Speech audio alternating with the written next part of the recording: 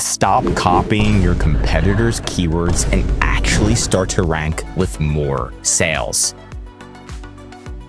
So you can see here's a competitor, right? And they're making practically $300,000 a month just selling a blanket.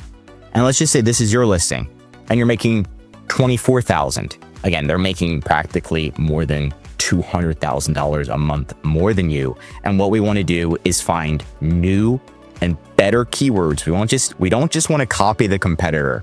We want to find new keywords that we can rank for, that we can put in our title to help us get to page number 1 in a different area of Amazon. Because if we just keep copying them, then we're going to show up on the same page as them and they're going to just keep winning. So we want to start to win and show up in a different area. That's where Helium 10 comes in. So there's a free link in the description. You can just click it, sign up for free. Pretty awesome. And then what you're going to do is just go to Magnet. So Magnet is a tool that helps you find high volume search terms that are relevant to your entered keyword.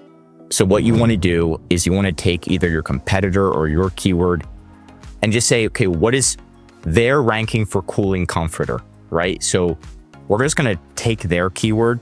We're not going to put that in our title. Like I said, we want to find new keywords that are similar to cooling comforter. Keywords where people are going to be typing in that want a cooling comforter. What else are they typing in?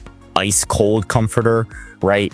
Or thin comforter. What are they typing in? We want to find those keywords. We want to see if our competitor has those. If they don't have those keywords, we want to add it into our listing to help us rank.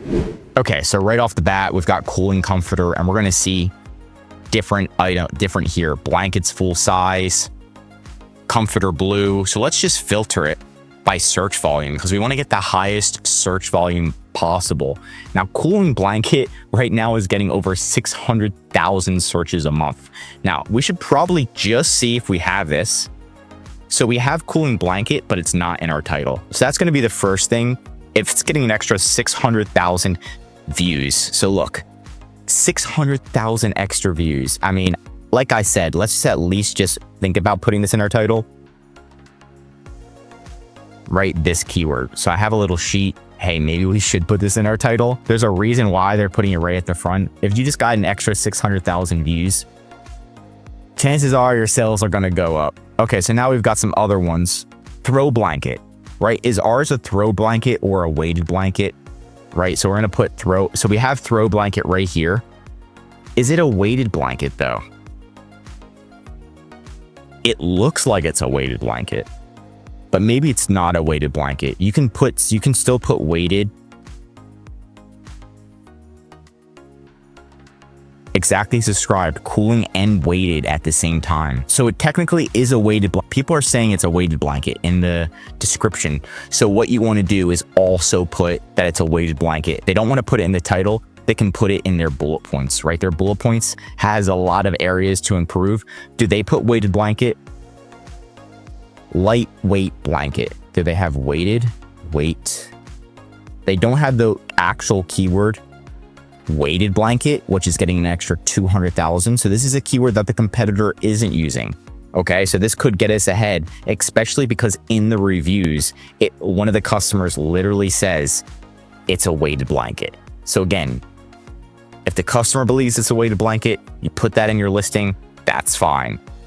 Great. So weighted blanket and extra potentially 200,000 views on Amazon. Will it make a difference? Yes, it will. Comforter, cooling sheets. So you can always put in your bullet points, instead of cooling sheets, we're selling a cooling blanket, right? And so we probably don't have this keyword. Yeah, we don't. One of the reviews say cooling. It's like, this is like literally the customer's telling us what keywords to put in. This is hilarious. Do they have it? And our competitor doesn't. So again, cooling sheets. Put in title or bullet points. This is going to be put in bullet points. So you don't have to keyword stuff the title and everything. You want to keep it short and sweet, but these ones are good. How much views is this getting? Cooling sheets, 144,000. So again, this is how you find these new keywords that your competitors aren't using to get ahead. We do this for our clients. This helps them get ahead of the game. And they're like, how am I ranking all of a sudden? How am I generating sales? They're showing up on different areas of Amazon that their top competitors aren't showing up. So if somebody types in, again, cooling sheets, and their top competitor doesn't show up there, that's going to help them at the end of the day, right? Even if it's a substitute, even if their product isn't potentially cooling sheets, it's a substitute of cooling sheets. At least their top competitors aren't showing up, right? Because the top competitor, they're going to start buying from the top competitor before they buy from you. And you want to just make sure you show up where they're not showing up. Right? That's the game. It's not just competing against your competitors' keywords. It's showing up where they're not showing up. Cooling blankets for hot sleepers. Very, very specific, but it's getting 90,000 searches a month. I doubt they have this. It looks like they're ranking for this keyword, right?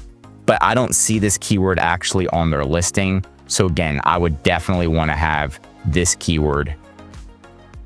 Competitors are having this keyword. So they're literally using that.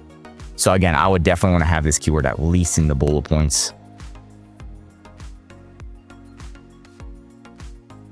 So what you're going to do is just go through this. You're going to find multiple keywords, right? I would say right now I've got 4, at least 10, and then cycle them in.